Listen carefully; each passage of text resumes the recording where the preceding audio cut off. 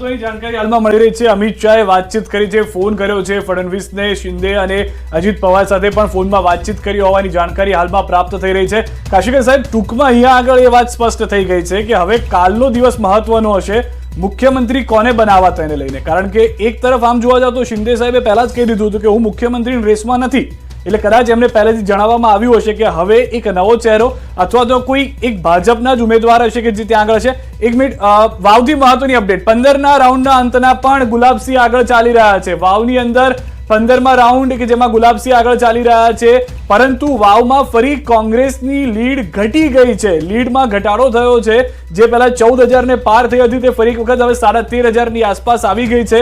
તો જેમ જેમ રાઉન્ડ પતી રહ્યા છે, સ્વરૂપજીની આશાઓ પણ બદલાઈ રહી છે કે તેઓને પણ એ આશા થઈ રહી છે કે લીડ થોડી ઘટાડવામાં હું સફળ થયો છું. તો આ લીડ જેમ જેમ ઘટતી જાય છે, કારણ કે હજી પણ અંદાજિત 8 થી 9 રાઉન્ડ બાકી રહેશે.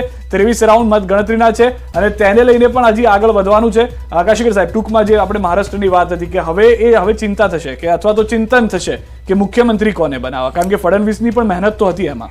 જો આમાં એવું છે કે જ્યારે 2022માં શિવસેનાનું વિઘટન થયું અને શિંદેને મુખ્યમંત્રી બનાવવામાં આવ્યા, ત્યારે એની પાછળની બીજેપીની સ્ટ્રેટેજી બહુ ક્લિયર હતી કે ભાજપ પોતે આમાં એક નિર્ણયાત્મક ભૂમિકામાં નહીં રહે, પણ શિંદેને મુખ્યમંત્રી બનાવીશું, ફડણવીસ મુખ્યમંત્રી નહીં બને. જે વ્યક્તિ પોતે મુખ્યમંત્રી રહી ચૂક્યા હતા એને ડેપ્યુટી સીએમશીપ સ્વીકારી અને શિંદેને આગળ કર્યા, કારણ કે શિંદેને એ વખતે મહત્વ આપીને એમને મોટા બનાવી રાખવા ભાજપ માટે જરૂર હતું. કારણ કે ટેકનિકલી પણ શિંદે પાસે બેઠકો ભાજપ કરતા ઓછી હતી, છતાં પણ મેં તમને કહ્યું ને એટલા માટે જ મેં કહ્યું કે એ વૈચારિક ગઠબંધન હતું, એટલે એમણે શિંદેને મહત્વ આપીને મુખ્યમંત્રી બનાવ્યા.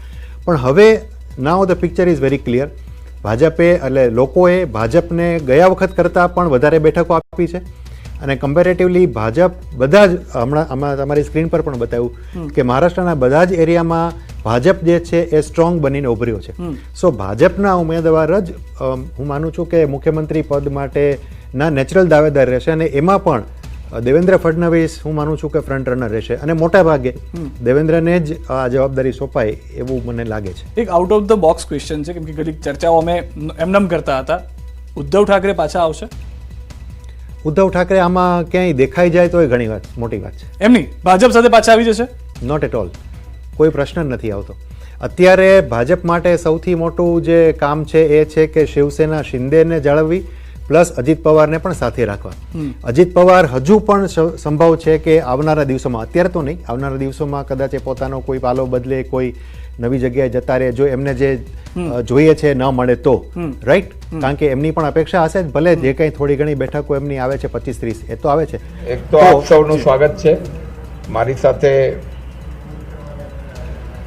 ઉપસ્થિત ભાઈ શ્રી જુબીનભાઈ,